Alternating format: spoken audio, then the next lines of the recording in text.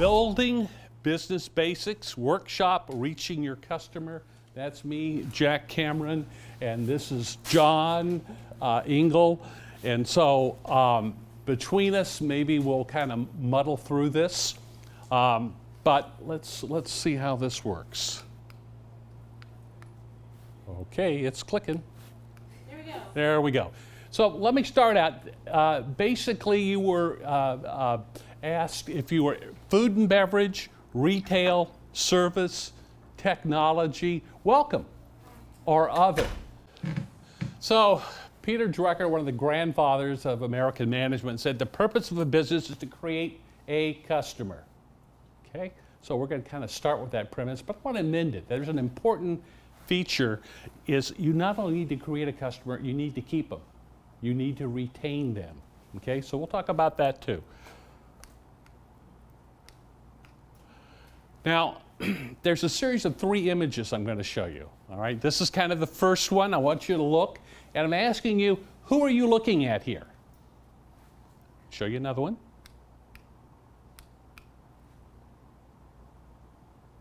You know, are they evenly balanced in terms of gender?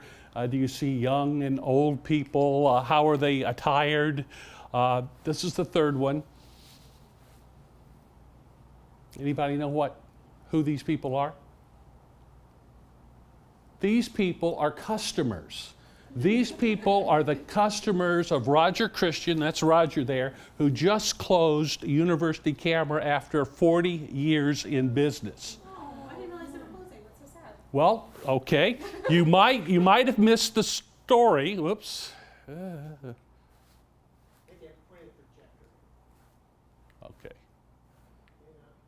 No. Point at something. All right, there you go. There, it's closing. But Little Village carried the story, Daily Iowan carried the story, and the Press Citizen carried the story. All, kind of front page, very nice stories about the business closing. So this April 15th, closed up shop, and Saturday, April 28th, it was a day like today. It was sunny. It was nice weather. There was a lot going on. Rotary was sorting cans in the morning. I think some political parties were holding different conferences over at West High. There was a lot of stuff going on in Iowa City. But Roger was hosting a retirement party. And this was extraordinary. And maybe John can weigh in here, but here are the, small business survival rates. 15 years, 1/4 survive. He was in business over 40 years. And his customers came to say thank you and goodbye. I think that's remarkable. And I think it's something, that's an achievement and it deserves a little recognition. So let's kind of press on. There's something that can significantly increase your survival rate, what you guys are currently doing. So if you look at who survives, the businesses that are more likely to survive over long term are the ones that seek out assistance and network and learn from people who already have successful businesses. So I congratulate all you guys for doing that today, because you're on the right path. That's our home. There are about 7 billion people that are your prospective or potential customers on the planet, and that's what we're going to be talking about. Oops. Oh, let me back up one. Too far. Now, if you look at them, 2 billion of them, they live on less than $2 a day. So, maybe not a customer, maybe not a qualified customer. 3 billion of them, less than $40 a day, but they've got electricity some of the time. And then there are 1 billion that make more than 40, but less than 80. They've got washing machines. There's a great little video on YouTube called The Magic Washing Machine. You might want to go look that up. It's a wonderful little video, and it has this in the presentation. But those people, like probably all of us, that are making more than $80 a day, you know, we pass the airline. We can fly places. We can go see things, do things, and we've got all kinds of tools and instruments. I mean, many, many different things. So let's kind of focus on the 330 million people that are in the United States and the 3 million people that are here in Iowa, and look at Lynn County, for example. Look at the people in Lynn County. These are the males, these are the females, and these are 5-year increments, and this is what we call a population pyramid. This pyramid looks very much like a pyramid for the United States, okay? So if you looked at a population period for the United States as a whole, it looked pretty much like this. But if we go south, how many of you have been to Fairfield? Anybody? Fairfield? One person? Okay, that's in Jefferson County. It looks a lot different, doesn't it? Look, these are older, these are people that are older than I am. No, they aren't. They're younger. But you see, there's a huge bulge here. And then there's nobody. And then they had a few babies and then no more. Does anybody know what happened in Jefferson County, in Fairfield? A lot of retired people moving out of the area? Well, they're not moving. No. These people moved, but they moved they were follows of the Maharishi. And they moved in the 1970s when that was the big thing. And they stayed in Fairfield. They're the meditators. There they are. Okay, they're still there. And that whole community is sort of split into meditators and what they locally refer to as the natives. Okay, so it looks different than Lynn County. Now here's Johnson County. Do we look different or what? If your market is people that are in their 50s or more, this isn't your place. What happens here is young people come in, you know, to Johnson County, Iowa City, Coralville. They come to Kirkwood. They go to the University of Iowa. They leave after maybe 4 or 5 years, and they keep leaving. And even, you know, the adjunct faculty and other, you know, staff, there's a fairly high turnover here. So when you think about marketing, you think about customers, we're thinking about human beings, we're thinking about people. And you might want to consider, you know, how many people are there? How old are they? And, well, here's why it matters. Because at each stage of life, we spend our money differently, all right? So I always ask my students, how many of you have bought a house? And most of my students, you know, are kind of this 18 to 22. Some are in the 22 to 30. You know, I think in 5 years I've had 2 that said, hey, I bought a home. And they were kind of in the 30 side of the range. But basically, you know, as we progress from single to young married to family with kids to empty nest to retired, we change certain things. So we change, you know, our consumption patterns. All right, so locally, as we, you know, maybe get to retirement, we've got an empty nest. That big, huge house, it costs a lot of money to heat, and oh, I don't like cleaning and dusting. So, my bones get chilly. So I want to move. I'm going to go down to Florida, or maybe it's Texas or Arizona or someplace like that. So you see these patterns. All right, so it matters. Demographics do matter. And because how long does it take to make a 21-year-old? 22 years, actually. Yeah, it's 21 years and 9 months. You got it. But here's the thing. I don't know how many, Procter & Gamble can make 1 million toothbrushes in a day next door. And they do, routinely. All right? So we can make stuff. We can make things very quickly, and we're used to that kind of velocity. But with human beings, it moves slower. And so if you're in the educational community, like K through 12 or higher ed, it moves at that slower pace because it's predictable. It's predictable, all right? So let's go on.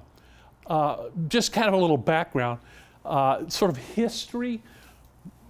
In the early days, Industrial Revolution, we were just learning how to make stuff, make enough stuff. So the focus was production. Then when we were able to produce lots of stuff, and some of it was, unsold inventory, we focused on sales. How do we sell this stuff that we produced? Then we learned, well. Yeah. Okay, we went on to, we understood that maybe the people that are buying a car in their lifetime buy more than one, all right? So there's a possibility of multiple transactions. And so we began to take a marketing point of view, and we looked at relationships. Well, there, marketing point of view. We began to look at relationships. And then, we said, well, geez, it's not just simply the relationship with that customer, it's how much value am I adding to that customer, and can I use that customer sort of as a megaphone to promote my business, and spread the good word. And we got into this era of value-based marketing, which is kind of, John, are we still more or less somewhere there? I think so. I mean, I think we're in the world of value-based marketing. Yeah, I see a lot of people still stuck back here, and some, understandably, if you're integrated DNA, you're just trying to learn how to make, those little snippets of DNA.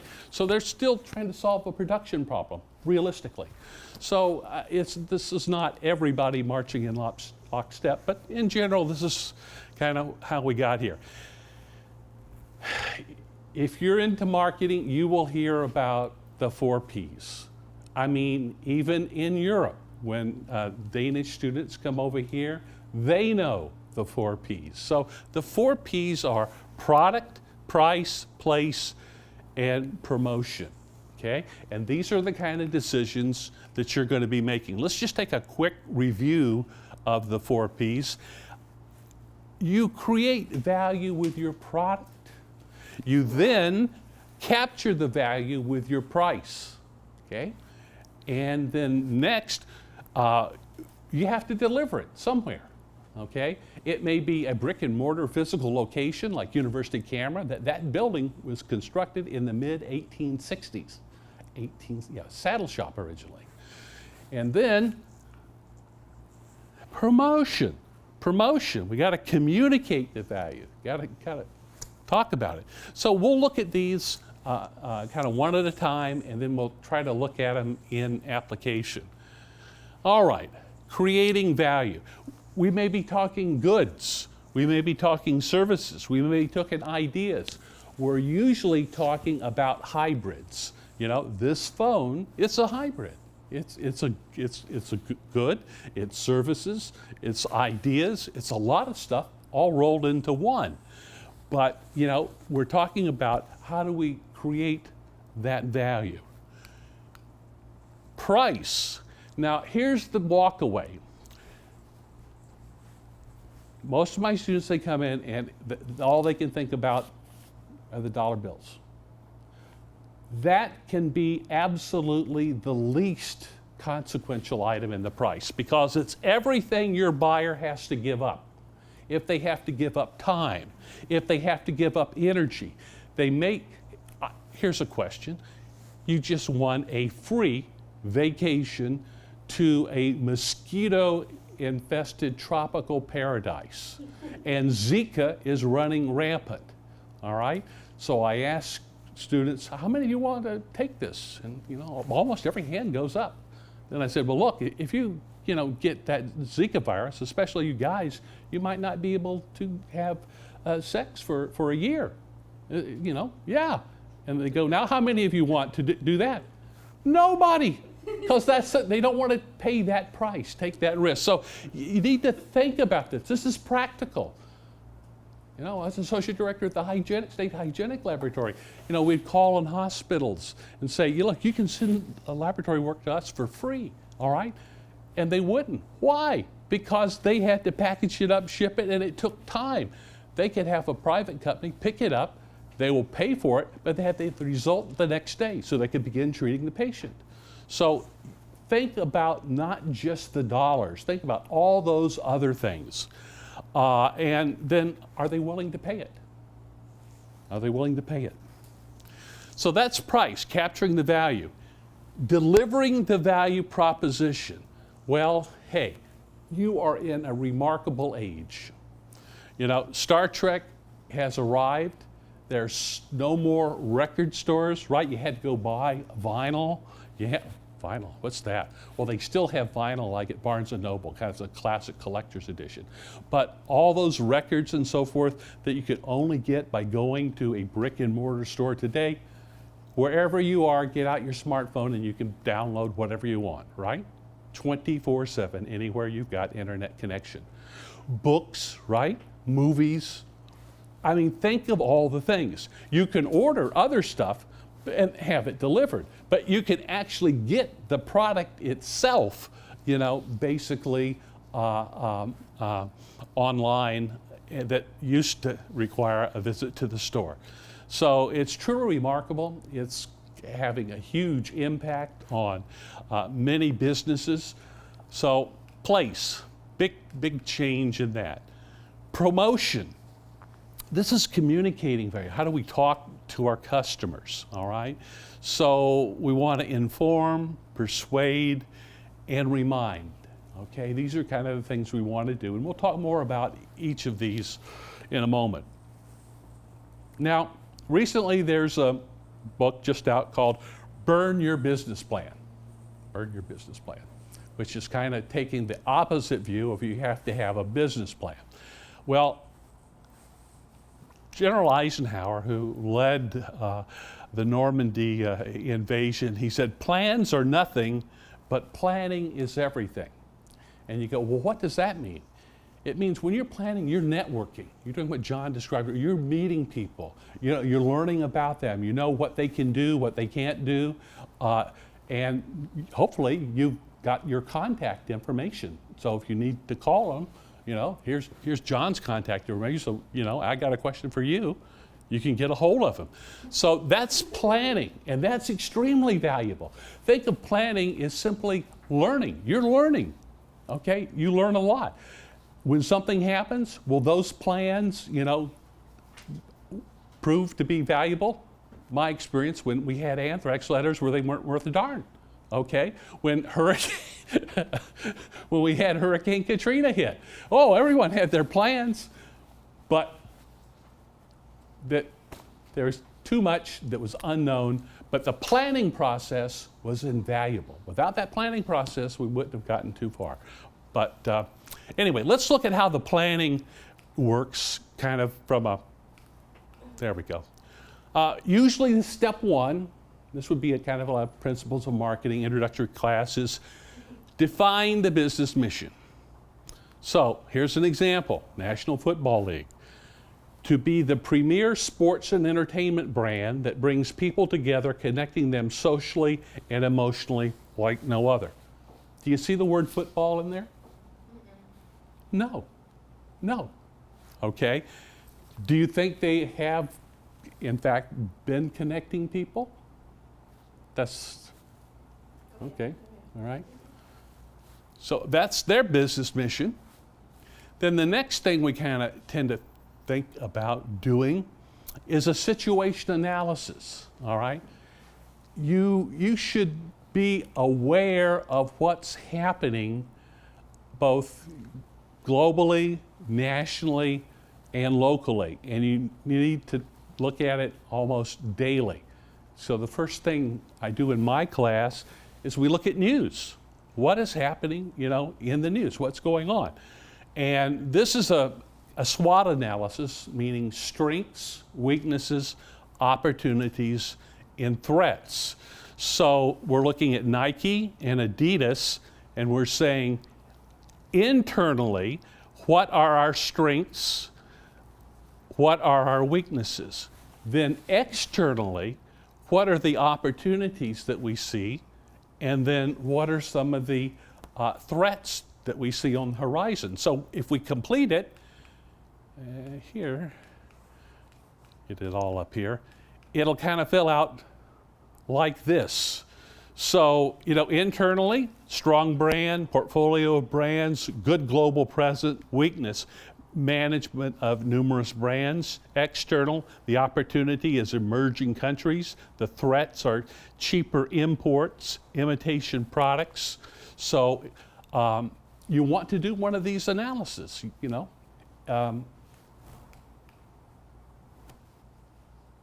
Anybody remember this? Chipotle Mexican Grill? What happened? They had an outbreak of norovirus at several of their establishments, right? Yeah, right. And how did they respond? You know how they responded? They said, we'll send you a free coupon for a burrito. I got my free coupon, I haven't used it, and I wouldn't use it. Yeah. So that didn't work. But that's old news. Come on. Hello. Newer news, what's going on? Romaine lettuce, big outbreak. Now, did that have local impact? Go ask Wigan Penn. Caesar salads, very popular item. How do they serve the customer that wanted? I mean, their customers were asking, am I going to get sick if I order, Caesar salad with romaine? Now, this happens quickly. This is moving. You can't kind of think, I made a plan back in January. All right, one more. If you're on the Big Island, all right, you got a 6.9 earthquake plus a volcano going on. What's happening to your vacationers? It's going to have an impact, but it's also someone's opportunity. Hey, don't go there. Man, I got a really good deal for you down in Puerto Rico. No volcano. But the point is, stuff happens, and it happens quickly. And if you don't know about it, you're going to be blindsided. Okay? So, situational awareness. The next thing is STP, the marketer's edge. And that means segmentation, targeting, and positioning. And we'll use Hertz as an example, but there's 7 billion people. That's a lot of folks, isn't it? I mean, just imagine trying to communicate to 7 billion people. How many languages would you need? Especially, let's say if it's West Africa, you're still going to need a whole bunch of languages there. And who are you going to target? I mean, who are you going to focus on? And then how are you going to position yourself with respect to that target? These are challenging questions. And Hertz, their solution, bless you, was simply, we're going to have 5 different segments, and each segment is going to offer a different set of cars. So for single people wanting to have fun, you could get a Corvette or a Chevy Camaro. But if you're hosting visitors from Denmark, maybe you're a commercial customer and you want to get a van, all right? So like a Ford cargo van, so you'd be in segment 5. But they have these different segments, each one keyed to a particular audience, and they've matched the vehicles to the audience. Maybe you'll have only one segment, maybe you'll have many segments. Can't really know in advance. I guess I gotta have to go back. I got it. All right, there you go. How many of you have a smartphone on you now? Okay. How many of you have an iPhone? How many of you have an Android phone? How many of you had an Android phone in 2006? That's right, none of you. Because those phones didn't exist until 2007. Okay? It's $1 trillion global market. $1 trillion. A lot of money at stake. I mean, handset money, monthly service, all kinds of money at stake. So here are 2 companies, and they had to make a decision about how are they going to segment the market, how are they going to position themselves with respect to that market, and they chose very different paths. Don't have time to give you the whole case, but I'll give you sort of a taste of it. The way Apple went is they said, hey, we've got lots of customers. We know who they are. You know, they're buying stuff from iTunes all the time. So they had contact information for their customers. Your easiest source is existing customers. And that is the path Apple chose. They said, look, you Apple customers, you're cool. You know, you are smart, you're intelligent. Man, these stiffs over here that, you know, are PC people, forget them, you know, forget about it. So that's the way Apple went. They went after existing customers and they did a phenomenal job, okay? On the other hand, if you were Android, you didn't have any existing customers because there was no pre-existing product. So what do you do? What do you do? They did something that is a homegrown solution. When I say homegrown, the idea for it came out of Iowa, came out actually of Iowa State, all right? And so what was it?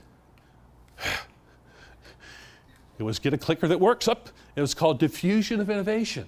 And this goes back to the 1930s.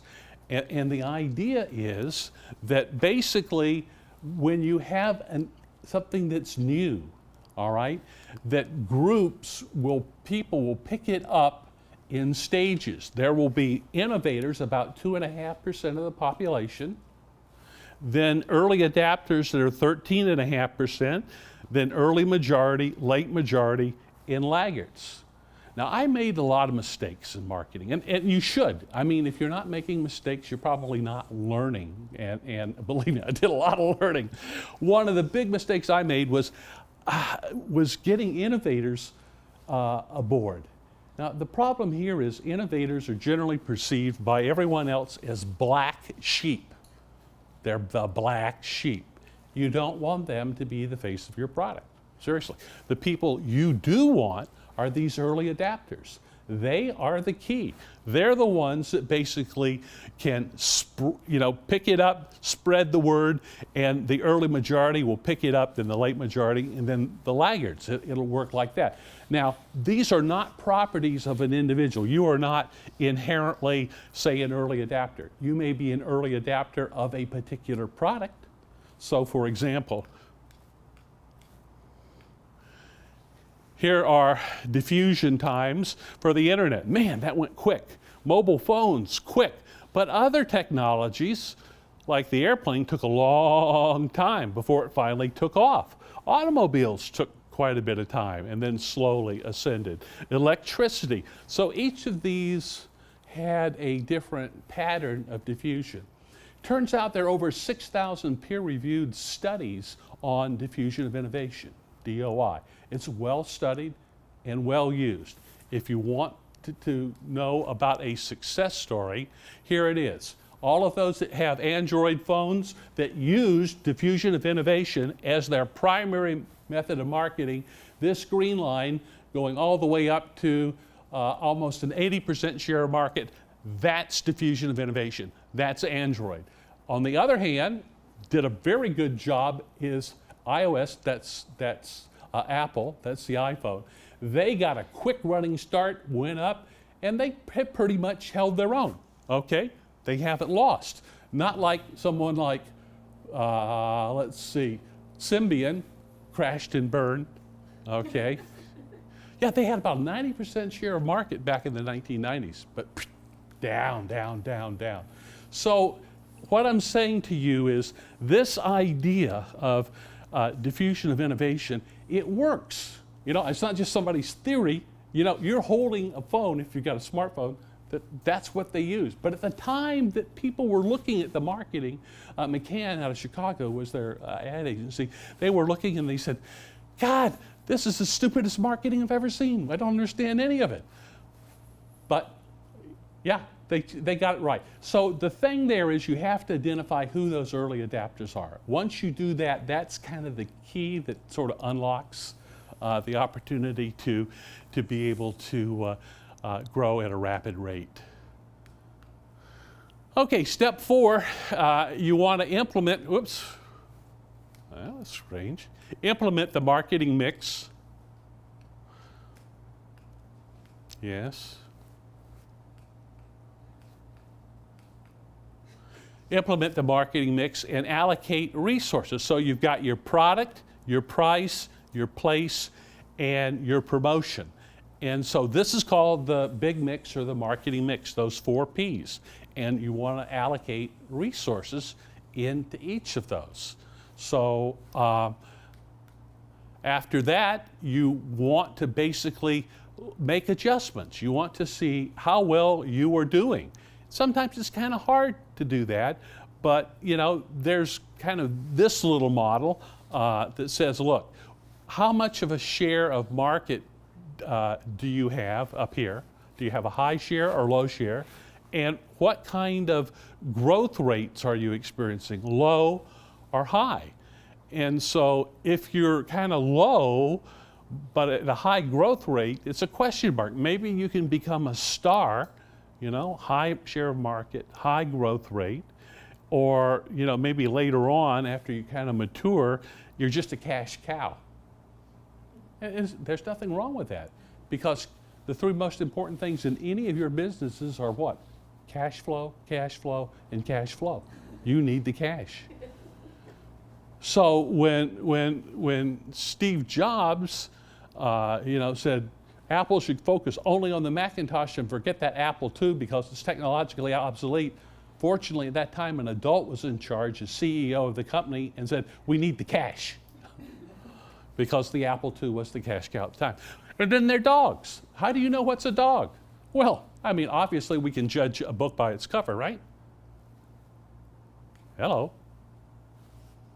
Who recognizes these dogs? Not the Brady family, is it? Hey, well, let's look. The Brady family didn't have any criminal record. They didn't get arrested in New Mexico. Oh, no. Yeah. Sorry. All right. Or, you know, they weren't members of a rock band like ZZ Top. But you know who that is? That's Microsoft. That's Bill Gates. And that's Paul Allen. That's Microsoft. You were, if you looked at them and you said, I'm not going to invest anything, and these guys are never going to be anything. But yet, sometimes you can't tell by the cover. Okay?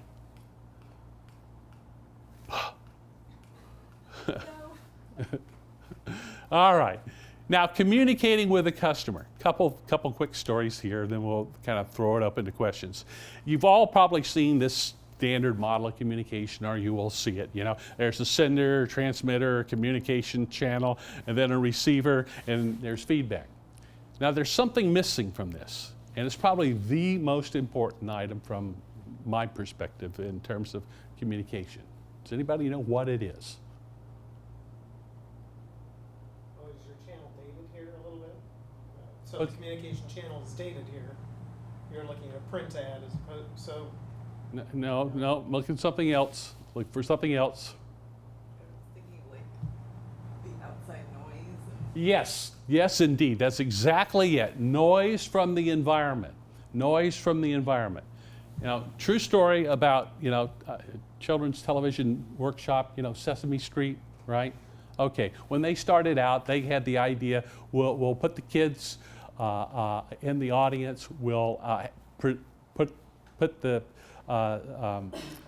performance on stage before that live audience, and the things that the kids like, that's what we're going to air. That's what we're going to broadcast.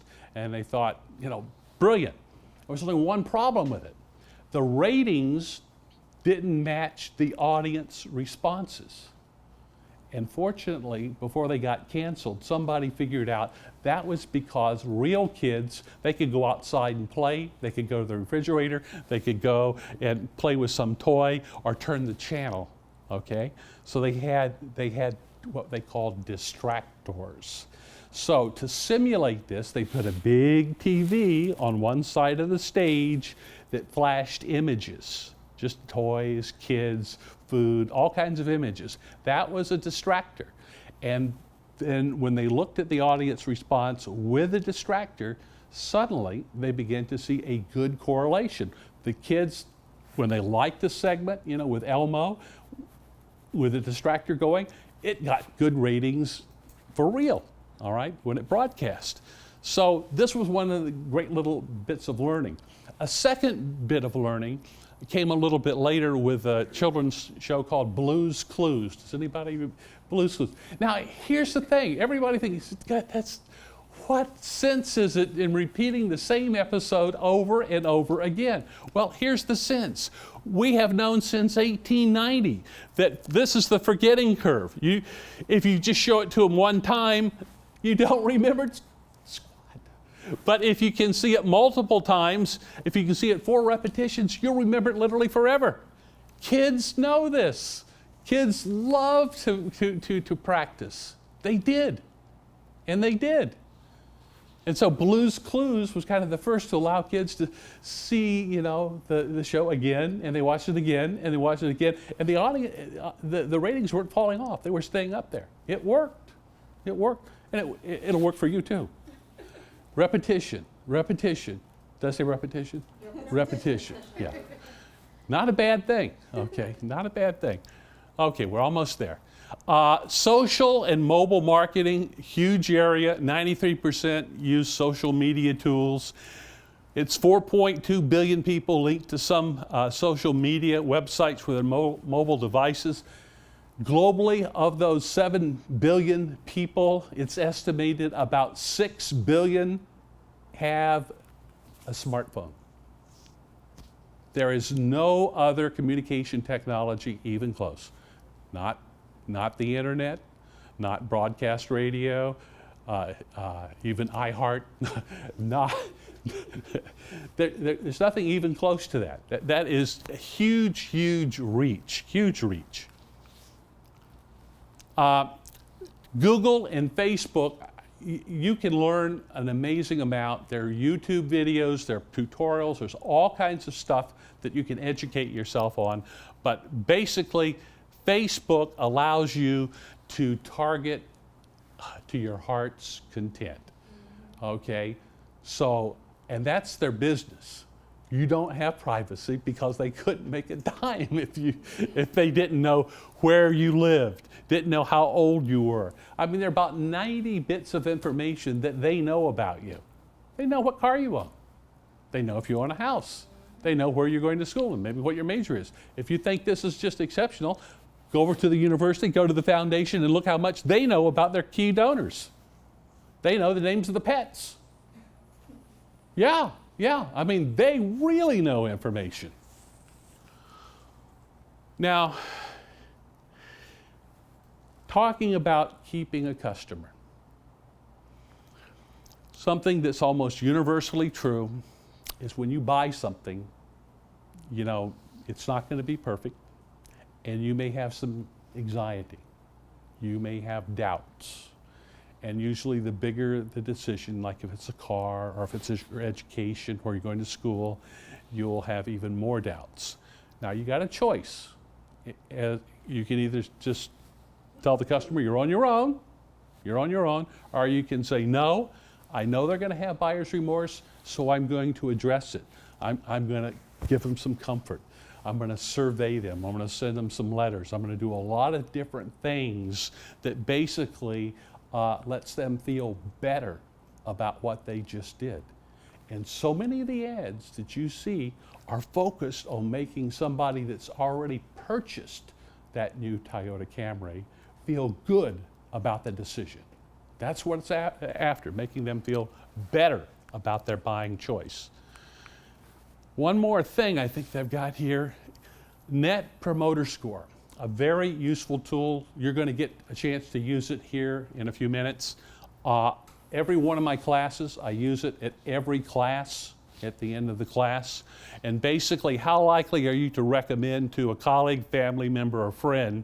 Not at all or extremely likely. I won't go into the computation, but the idea of using this is it predicts, the willingness to recommend predicts whether they're going to be a repeat customer, whether you're going to retain them or whether they're going to leave. If you ask them, satisfaction, innovative solutions, easy to do business with, those things are not predictive. This one works. It is predictive. It's easy. I'll show you. Here's what I use for marketing. They circle, then have a section for comments. They can put the comments in. I have Danish students that come every year. I can give you an example.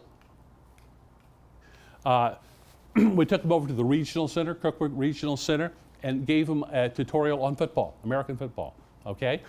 This is how they rated it. You know, 9 and 10 count. Those are promoters. Those people are gonna talk about it and, you know, spread the word.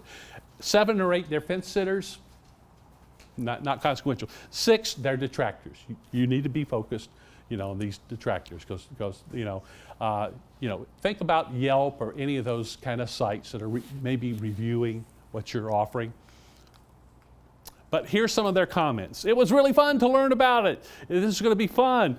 Really good. It was super cool to experience this modern educational place. It was great to see the university and hear about American football and so on. Amazing NFL player to hear about it and so forth. So, you know, these are their actual words, and actual words matter. You know, when I can't tell you the number of times I've gone to hear people speak just to get a feel for their language. What are the words and phrases they use to communicate, all right? Because the same word or phrase does not have the same meaning to everyone. It doesn't. And then I just like to put it into a Wordle because I'm a visual person, and football, yeah, learn good, really. Yeah, Matt, who's our presenter there. Great, nice, fun. What strikes me here is when they don't like something, this particular group of Danes, you would see in big letters, you know, the word boring. And I don't see it here, okay? That's good. All right, here is kind of their activities through the week. You can see some things they liked, some things they didn't like. And, you know, it changes from group to group. But anyway, this helps you kind of keep track and get feedback from your customers. And that helps you keep your customers. Yeah, hi guys. So I got a few things I just want to share with you that are relevant to your businesses that I think will help you. So I've done some work in all of your areas, and so I want to give you just some case examples of some things that and tie them in with concepts that you can then apply to your business. So the first one I want to talk about is a music magazine that I worked with in New York City. Okay, and it was a global music magazine, and that should appeal to the writers in the room, right? So I was doing some research, and this is something I highly recommend that you guys do, is get out there and research. You gotta talk to the people that you wanna serve. And so I was talking to some people in the global music industry because I had a client that was in that industry, and one of those people I was interviewing was the publisher of a magazine called Global Rhythm. And when I was doing my interview with her, she said, I would love to meet you because I want you to help me sell my business. Well, selling a business is usually a pretty lucrative thing, so I was excited about this. I went to meet her, and she said, John, I need to sell my business. We're going to go out of business in 6 weeks. It's pretty hard to sell a business in 6 weeks, and it's even harder to sell a business that's about to go out of business in 6 weeks. So I said, Alicia, what we really need to do is we need to turn around your business. We need to make your business successful, and then we can sell it. So my first question for you, Alicia, is, who is your customer? And Alicia told me that her customer was baby boomers. Now I said, Alicia, baby boomers are not an archetype. Baby boomers are a generation. So some of you guys are old enough to remember this, but maybe not all of you guys. I want you guys to think of this big circle as everybody in the world. This is the 7 billion people that we talked about earlier, right? Now there's a cost to communicating with 7 billion people. If you remember the dot-com boom, and if you don't, I'll explain it for a second. In the 1990s, there were a lot of people that got a lot of money to start businesses that had no idea what they were doing. They got millions of dollars and no idea what to do, and they needed customers, so what they did was they went out and they bought ads on the Super Bowl. right? And they reached millions of people and went out of business the next day. Anytime you're going to communicate with anybody, it costs money. You don't want to waste that money. If you're going to communicate with somebody, you want to have a good idea that they have a good chance to buy from you, right? And so what we need to do as business owners is we need to be efficient with that visibility, right? So there's 3 levels that every business that exists has to take every customer down. And those 3 levels are visibility, credibility, and trust. People can't buy from you if they don't know you exist. They're not going to buy from you if you're not credible at what you do. And ultimately, nobody buys from you unless they trust you, right? Unless they think they're going to get more value from you than what you're asking for. And so rather than try to go out after everybody, if you're a small company, can you serve every possible person? No, you don't have the resources. So what you want to do is you want to focus in.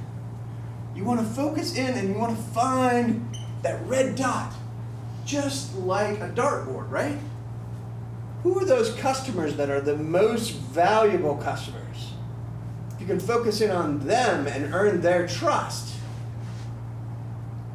that's the foundation for growing your business.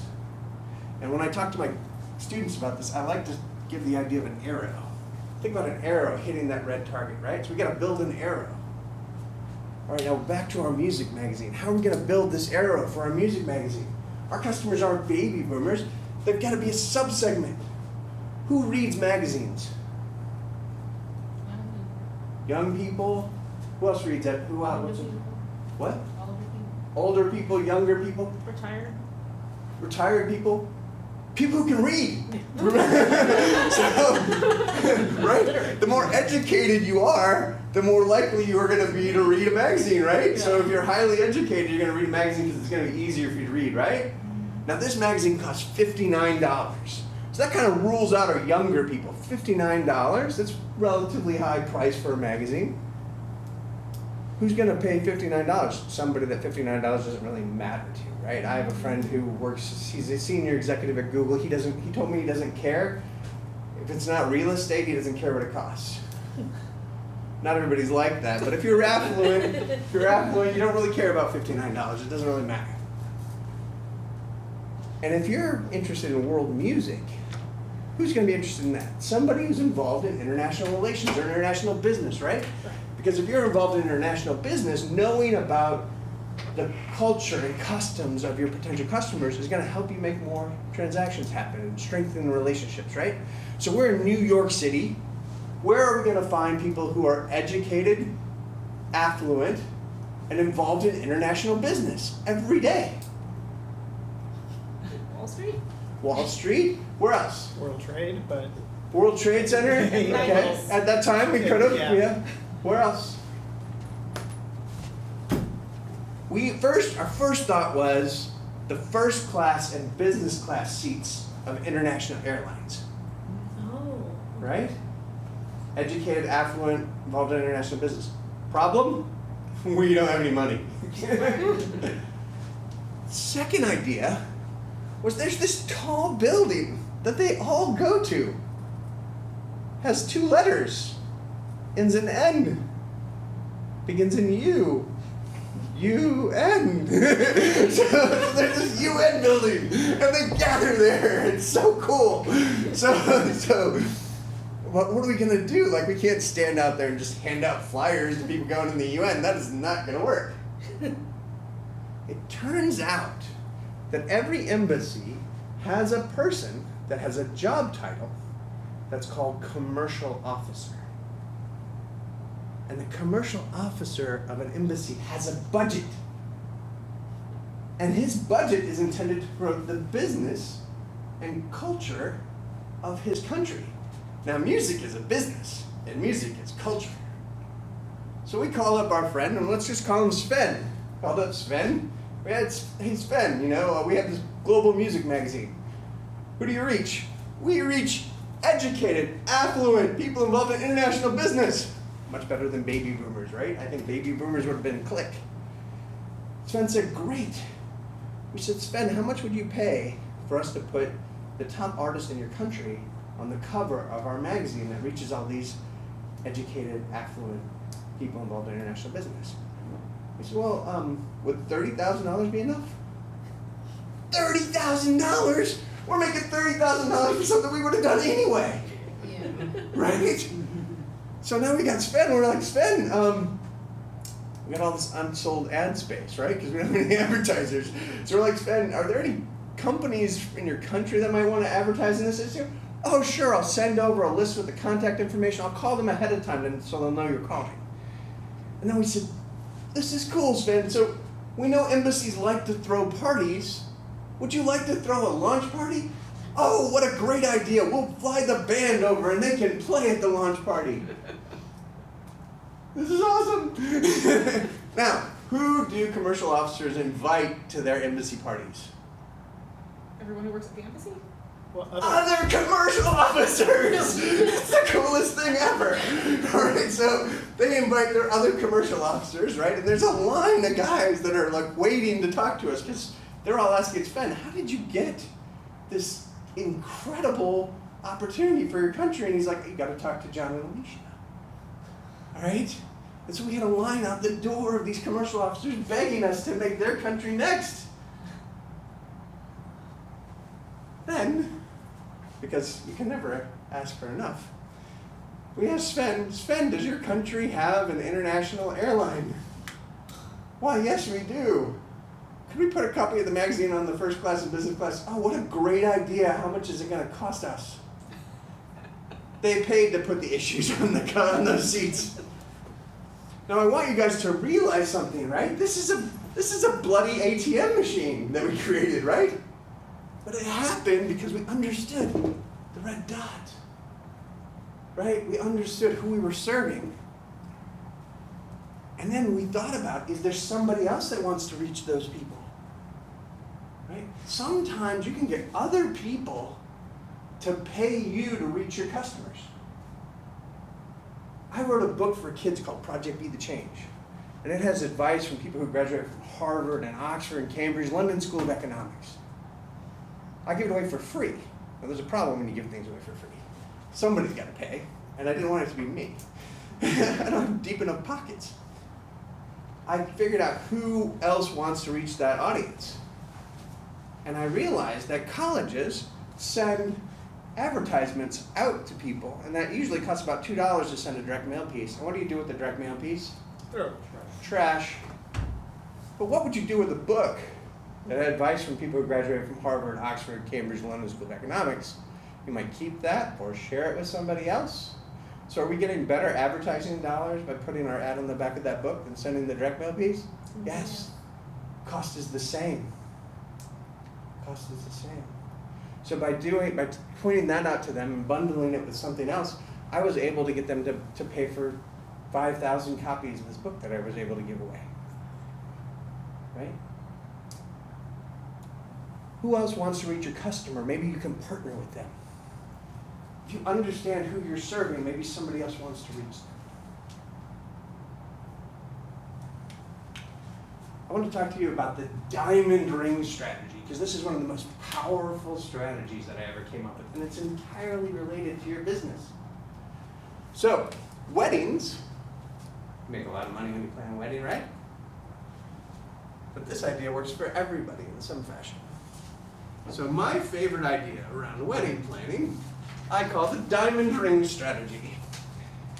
Now, I call it the diamond ring strategy for a very important reason. When a wedding happens, is there a whole lot of money that's going to be spent usually? $30, $40, maybe $100,000 is going to be spent. DJs, food, catering, dresses, all this stuff, right? Who's the first person to know that a wedding is going to happen besides the groom? Who do you think? Parents. The bride, the parents, who do you think? Oh, the jeweler. The jeweler, exactly. That's why it's called diamond ring strategy. Smart girl. All right, so who should your best friend be if you're an event planner? The jeweler. Jewelers. Got to become friends with those jewelers. Every single day, they know the wedding's gonna happen. and they know before anybody else. Now I want to give you an example of how you can apply this in other industries, and actually how you can apply this online to buy online advertising cheaper than anybody else and blow away the big companies. You can get the customers before the big companies even have a chance to go after them, because they're not thinking like this. You got to think like a gorilla. Like a gorilla. All right, so let's think like a gorilla. All right, so this is what you do. Think about the chain of activities that have to happen before your customer buys your product. There's usually a chain of activities, and they use that chain of activities. If you can get towards the top, just like the diamond ring salesman, right? You can get the customer before anybody else. And I'll give you an example of that. A friend of mine came to me with a camping tent site. He had sold 30 camping tents after months of trying to sell tents online. He had PR, he did all these things. He sold 30 tents. His tent was a thing called the 2-second tent. He threw it in the air and it landed fully formed. It was really cool. It looked like a giant Frisbee. So he comes to me and he's like, John, please help me. First day I sold 30 tents. Over 6 weeks I sold 6,000 tents, $12,000 in ad spend. Now if you went to Google and you just bought camping tent, the keyword camping tent, it would cost you $5 a click, because you're competing with Walmart and REI and all these big companies. So we're not going to bid on camping tent, are we? No. We've got to find a keyword that's more effective. And so we go back to the diamond ring strategy idea. What do people do before they buy a camping tent? They research where they're going to camp, right? Now if you go out and you buy Yosemite or Yellowstone, it's 10 cents, 15 cents a click. So as these people were searching for the campsites that they wanted to go on, they saw an ad for our tent, and they bought our tent before they entered camping tent in Google. So they never entered camping tent in Google. We owned them as customers before REI had a chance.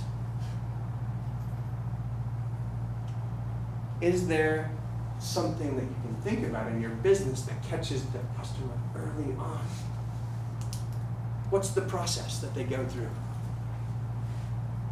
You said your business was going to be home remodeling, is that what you said? Home repair. Home Small, repair, yeah. small home repair.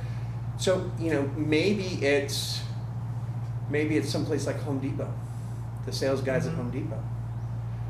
Maybe there are some other indicators, right? So like, if somebody's going to sell a property, they might do some enhancements or improvements, or after they buy it, they might do some enhancements, improvements. So maybe it's the real estate agent, Real estate, yeah. right? Figure out who your diamond ring salesman is.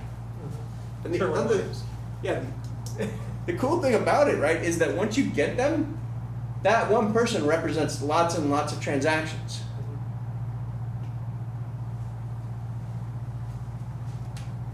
There's another concept I want you guys to think about. And if you were my students, I would have, and you guys are my students, so once you're my student, you're always my student, so you got my contact information, you can always ask me questions. But I would bring you guys fortune cookies. So one of my favorite lectures is my fortune cookie lecture.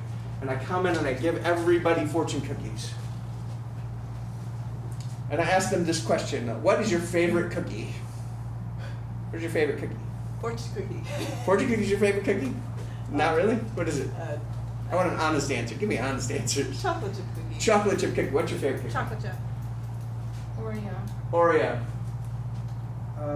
I like the Oreos as well, but I like the other ones, the ones that have like a little, looks like a duende. I can't remember what it's called. Hydrox? Which one? Okay, so the point. Oreos. I'll go with Oreos. Go with Oreos? The point is there's a lot of really good cookies out in the world, right? Yeah. There's a lot of really good cookies out in the world, but they sell 1 billion fortune cookies. For 1 billion, this is true, you can look it up. There's over 1 billion fortune cookies sold every year. It's not a very good cookie. Right. It really isn't. So what So they have- why? We just have to Why? have them with Asian food, I guess. Okay, so that's So one it's very point. specific. You've actually raised that's a very sophisticated point of marketing. Yeah. If you can associate your purchase with a particular reminder in their environment, Yeah. So if you ever go to an Asian restaurant and they don't give you a fortune cookie, do you feel like you're gypped? Yeah. Yeah, so they've almost forced those restaurants to buy it, right? So they've made a pattern of human behavior that make expectation to buy, right? Do you see other people that do that, that work in other businesses that work in a habit for an expectation to buy? Oreo. Yeah. Dunkin' with milk, right? Yeah. Sometimes you see that. There's another one that was like that recently with a gum company, but I'm blanking on what that is.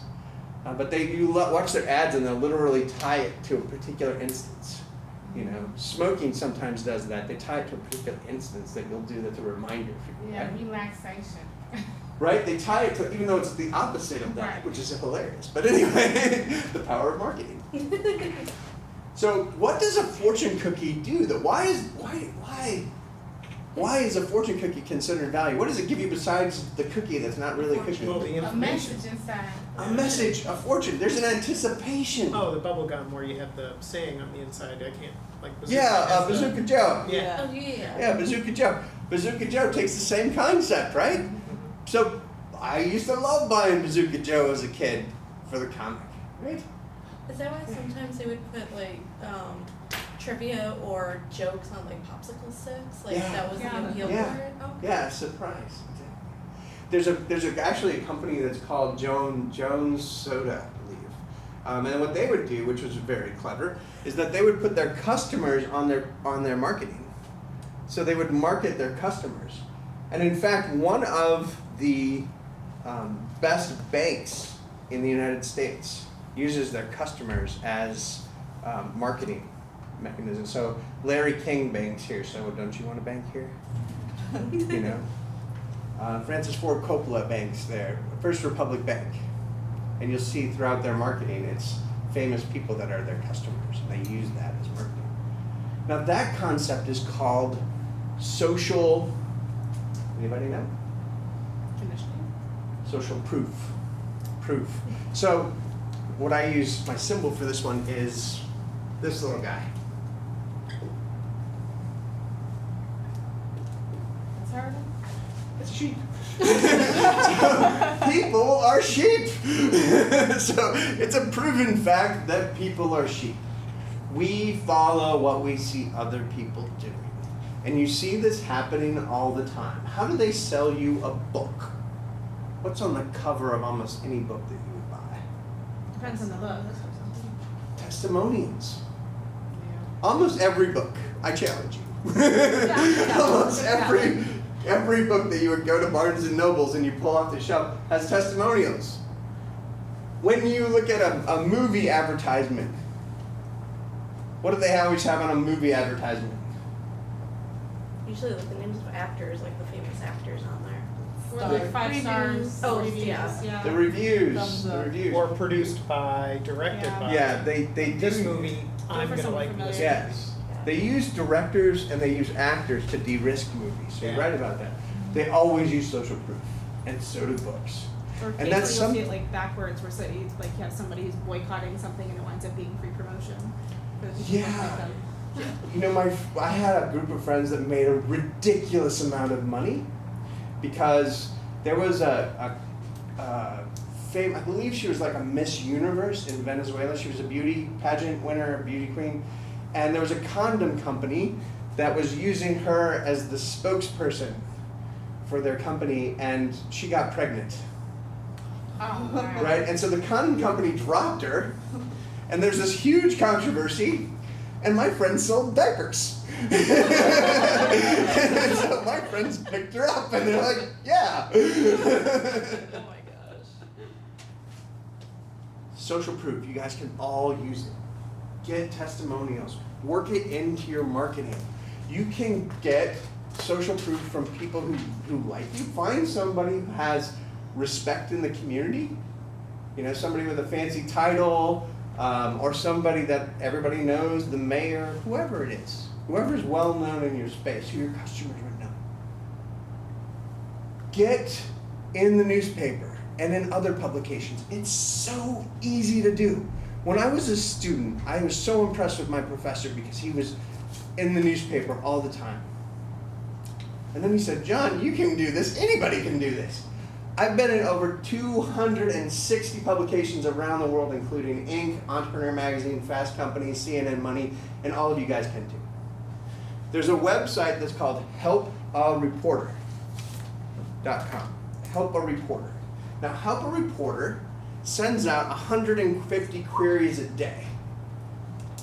And it's reporters that are looking for experts, for stories. And so they send out these queries, and you can apply to those queries, and it'll promote your business, right? And then once you get mentioned in an article, you can share that across your social media. And for you guys in your writing field, you can share that with your clients. So you can get your, I've gotten my business clients publications in different, trying to think of a good one that happened. One of my students, I got one of my students on Yahoo Finance's pitch competition, right? So national exposure on Yahoo through giving her one of these Help a Reporter things. So you can do it yourself, you can share it with others, you can help other people get it by writing a pitch for them, right? So once I said those fancy names, you guys thought, oh, this guy's not such a slouch after all, right? So you guys can use that for yourselves, and that matters, right? When you go into a restaurant, do you see sometimes they'll have a publication up on the wall? Mm-hmm. Social proof, okay? And that's part of building your visibility and your credibility, all right? Figure out how to reverse the risk. So when you're working with somebody, there's always a risk for them to work with you. And you want to figure out a way to reverse the risk. And one way to do that is to give them value up front. If you can find a way to give them value up front or establish in their mind you have value. So in your case, what I want you to do is I want you to get one of those big old 3-ring binders. Okay. Okay? I want you to get one of those big old 3-ring binders. And I want you to fill that 3-ring binder with pages that include like photographs of venues. Right? And I want you to have dividers that say DJ, venues, okay? And I want that thing to be thick. And when you go to meet a prospective client, I want you to bring that binder with you and set it down. Right? What are you doing for your clients? You're helping them in a really complicated search process. If I've got to plan a wedding, I don't know who the best DJ is. I don't know where the best venue is. I don't know who the best caterer is. Do you have any idea how much time? I know you know how much time it would take me to know all those things, but you know them, and you have them in your binder. And that binder is a visual cue that'll help the person realize this is the value she's giving me. She's saving me time. And hopefully I don't have 2 weddings, so this is my 1 shot. Or if this is my 2nd shot, there's no third. So I want to have a good wedding, right? Yeah, and the beautiful thing about your business is that people will see you.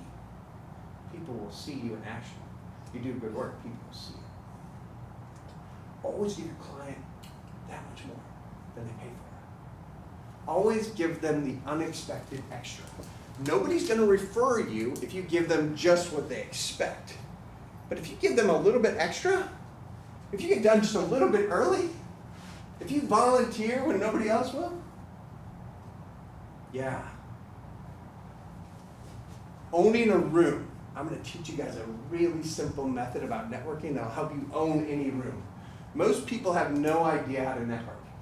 Most people think networking is just exchanging a business card. So they just show up at an event, they're going to exchange the business card, but they spend all the time talking to the people they already know. Does that ring true to anybody? Yeah. All right, we're not going to do that because we're smarter than that. We're going to have a strategy, and this is our strategy. First thing you do is you figure out the event you want to go to. You try to figure out who the organizer of that event is. You look them up on LinkedIn to see if you have anything in common with them. You go to the event, and you ask them, whoever's at the front desk, you say, can I please speak to John or Jane or whoever the organizer is?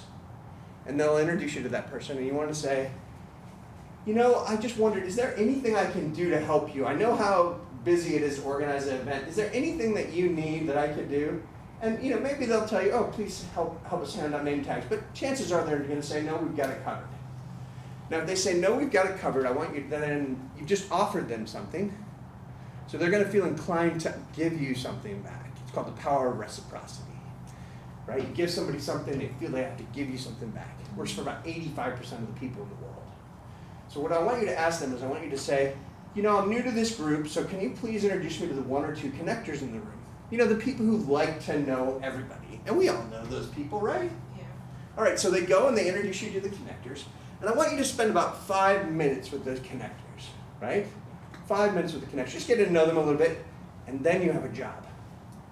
Look around the room for the people who look that they're most awkward or uncomfortable. Who's standing by themselves, who's looking at a phone by themselves, and I want you to go up and introduce yourself to those people and talk to them for a little while. And then I want you to bring them over to the connector. So now you've taken this person that felt completely out of place, you made them feel comfortable, and now you're connecting them to the most connected person in the room. And you're going to do this all night. Right? You're going to be the WD-40 in the room. Right? You're going to be the social lubricant that connects all the people in the room. Now, are those connectors going to be impressed? Yeah, because they love to meet people and you're helping them meet people. And you seem to know all these people. They're going to be like, who is this person that seems to know everybody I don't know?